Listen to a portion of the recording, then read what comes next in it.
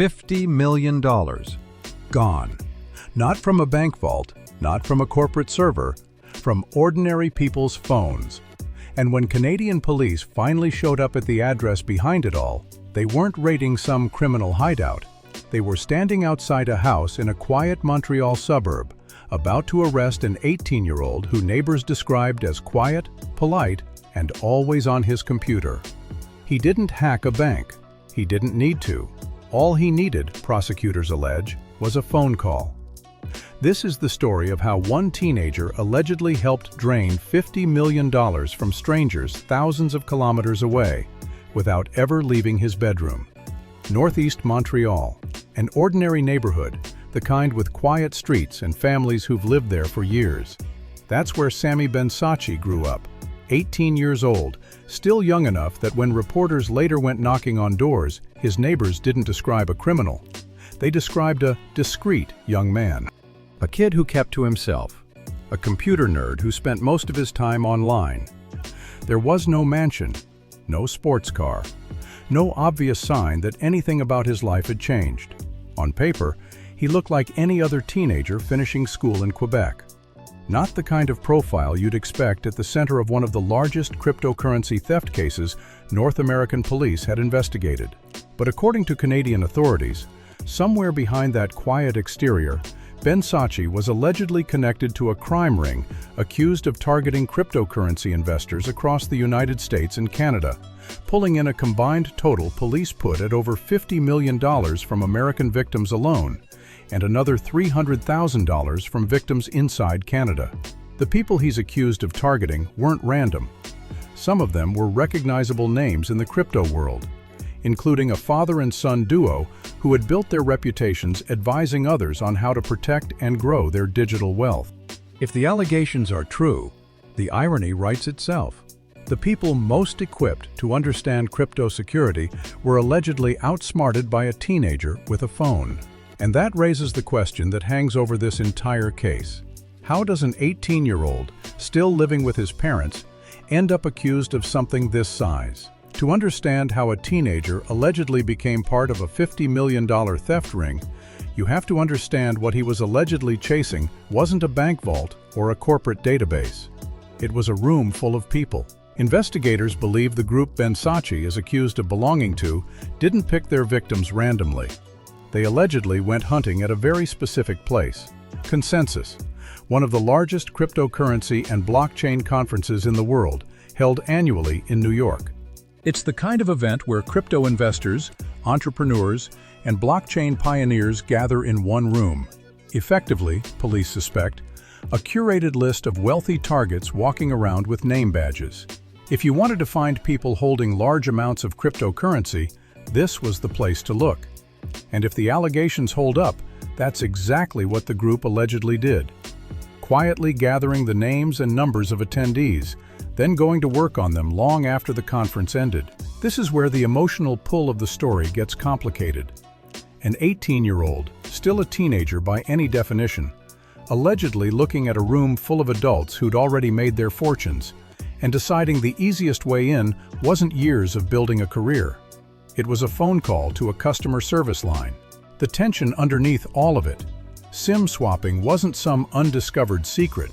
By 2018, it was already spreading through the same online circles Ben-Sachi was allegedly part of, which meant everyone using it knew, on some level, that the walls were closing in on this technique. They just didn't know how fast. By 2018, SIM swapping wasn't some obscure secret anymore. It was spreading fast through online circles, and the mechanics were almost embarrassingly simple. You didn't need to break encryption or write a single line of malicious code. You needed one thing, a phone call, and a story convincing enough to make a customer service representative believe you were someone you weren't. That's the loophole investigators say this group allegedly exploited. Not a flaw in cryptography, but a flaw in trust. Tell a telecom employee your SIM card was lost or damaged. Hand over a few pieces of stolen personal information, and if the story holds up, the victim's entire phone number quietly transfers to a device the attacker controls. From there, every account tied to that number, email, banking, cryptocurrency exchanges, becomes reachable through something as ordinary as a forgot password link. What makes this case different from a lone hacker in a basement is scale and selection. Authorities allege Bensacci was part of a coordinated group, one that didn't wait for victims to fall into their lap. Instead, they allegedly went looking for a very specific pool of targets.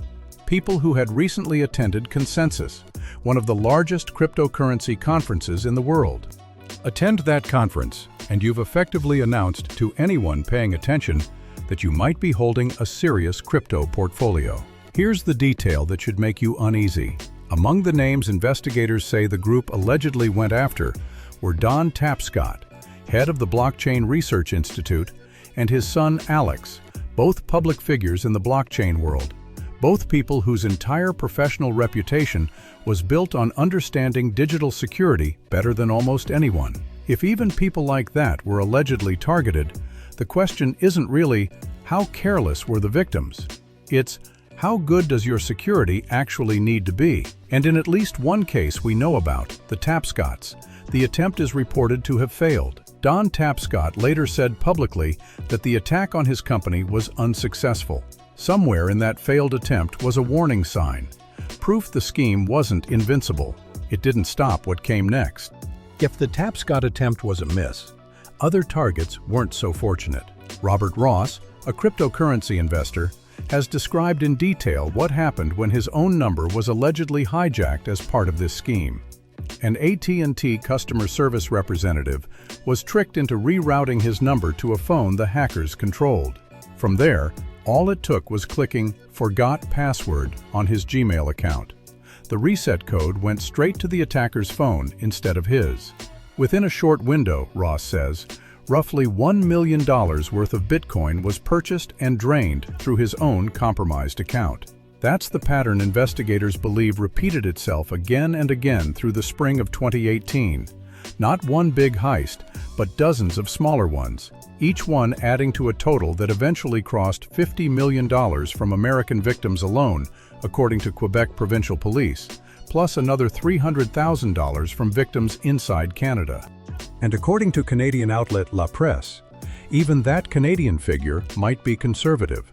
The real number, they reported, could be higher than what authorities initially disclosed. Here's what makes this more than a simple string of thefts. This wasn't allegedly one teenager working alone in a bedroom. Police described a group, a ring, coordinated enough to identify targets from a single industry conference, patient enough to wait until after the event to strike, and organized enough to hit victims scattered across 2 countries. And this is where the story could have ended early, but didn't. A successful attack on a Gmail account, a failed attempt on a public blockchain expert who might easily have gone straight to the press or the police. Any one of these moments could have blown the operation open months before it actually collapsed. Yet the group, authorities allege, kept going. Every successful swap seemed to be treated less as a warning and more as proof the method still worked. That's the unsettling core of this case. Not a single reckless mistake, but an entire pattern of confidence building on itself, repeated over months, against increasingly high-profile targets, without any indication, publicly at least, that anyone involved slowed down or second-guessed what they were doing. By the time investigators added it all up, the number they landed on was staggering. Over $50 million allegedly stolen from victims across the United States, and hundreds of thousands more from Canadians, pulled from what police described as dozens of people across 2 countries over the course of a few months in 2018. We don't have a public record of what was going through Bensacci's mind at the height of this. No diary, no leaked messages describing how it felt. What we do have is the shape of the pattern itself. A scheme that, according to authorities, kept expanding its target list even after at least one high-profile attempt had already failed. That's not the behavior of someone being cautious. It's the behavior of an operation that, for a while, believed it was untouchable. And maybe, briefly, it was. $50 million is not a number that happens by accident or all at once. It's the sum of a method being run over and over against real people with real consequences on the other end of every successful call. Somewhere in that spring of 2018, This stopped being a story about clever exploits and started being a story about the sheer scale of what a handful of people were allegedly able to take from strangers who had no idea their phone number had quietly become a weapon against them. That scale is exactly what would make this case impossible to ignore once investigators started connecting the dots. Here's where the public record goes quiet on the details. We don't know exactly which thread investigators pulled first, or how long the U.S. Secret Service had been building their case before the arrest. What we do know is that by November 2019, American and Canadian law enforcement had connected enough pieces to act. The tip came from the U.S. Secret Service, the same agency that had already been hunting the wider SIM-swapping community that produced cases like Joel Ortiz's. That tip led Canadian police directly to Sami Ben-Sachi, and in November 2019, he was arrested, not in Montreal, but nearly across the entire country, in Victoria, British Columbia. Police searched his family's home in northeast Montreal and seized phones, SIM cards, computers, and other equipment. The physical trail of a scheme that had, until that point, existed almost entirely as phone calls and password resets, invisible to anyone not directly targeted by it. He was charged with 4 offenses: fraudulently obtaining computer service, fraud over $5,000, identity fraud, and illegally accessing computer data. A month later, he was released on $200,000 Canadian bail, ordered to surrender his passport, and sent back to that same quiet house in Montreal. This time, under conditions that stripped away the very tools the alleged scheme had depended on. The chase for Sami Ben-Sachi didn't end in Montreal.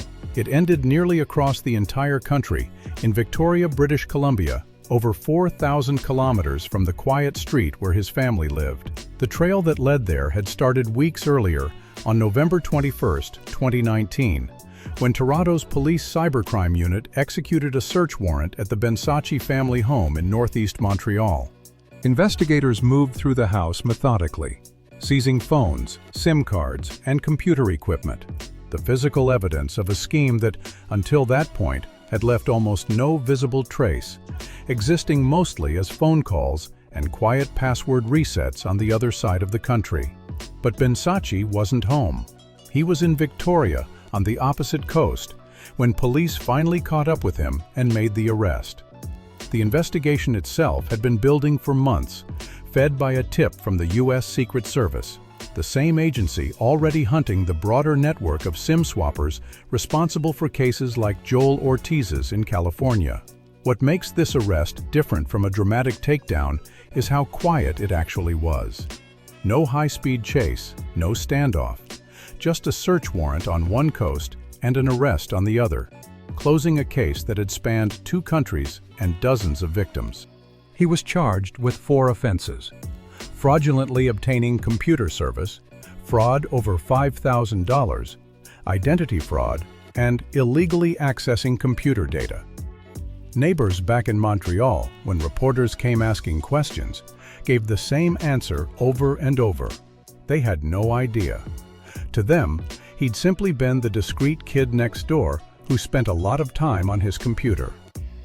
Here's where this story looks different from most true crime cases, and it's important to be upfront about that. In December 2019, Ben-Sachi was released on $200,000 Canadian bail. The conditions were severe. He had to live with his parents in northeast Montreal, surrender his passport, and was barred from touching any device capable of accessing the internet. Computers, tablets, phones, even game consoles like the PS4 or Nintendo Switch. He was also prohibited from owning or trading any form of cryptocurrency. He was scheduled to appear before the Ontario Court of Justice at the end of January 2020. Beyond that point, the public record goes quiet. There's no widely reported trial outcome, no confirmed verdict, no sentencing, at least not in anything publicly documented. That's a genuinely different situation from Joel Ortiz, who pleaded guilty and was sentenced within about 7 months of his arrest. Ben-Sachi, as far as the public record shows, was charged, not convicted. As for the money, none of the reporting confirms that the stolen cryptocurrency was recovered. Crypto, unlike cash, can move through wallets and exchanges in ways that make it notoriously difficult to trace and claw back once it's gone, which is part of why it became such an attractive target for SIM swappers in the first place. The victims' stories, though, are on the record. Robert Ross has spoken publicly about losing roughly $1 million in Bitcoin. Don Tapscott, notably, said the attempt against his own company was unsuccessful, a reminder that not every target in this story lost everything, even when the group behind it allegedly aimed high. Here's what sits uneasily at the center of this case. Even the people who built their careers explaining cryptocurrency security to the world were allegedly on this group's target list. If true, that's not really a story about one teenager's technical skill.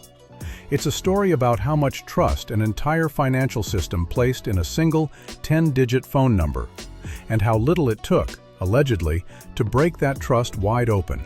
Go back to the question from the start of this video. How does an 18-year-old described by his own neighbors as quiet and unremarkable end up connected to a case involving $50 million? Maybe the answer isn't really about him at all.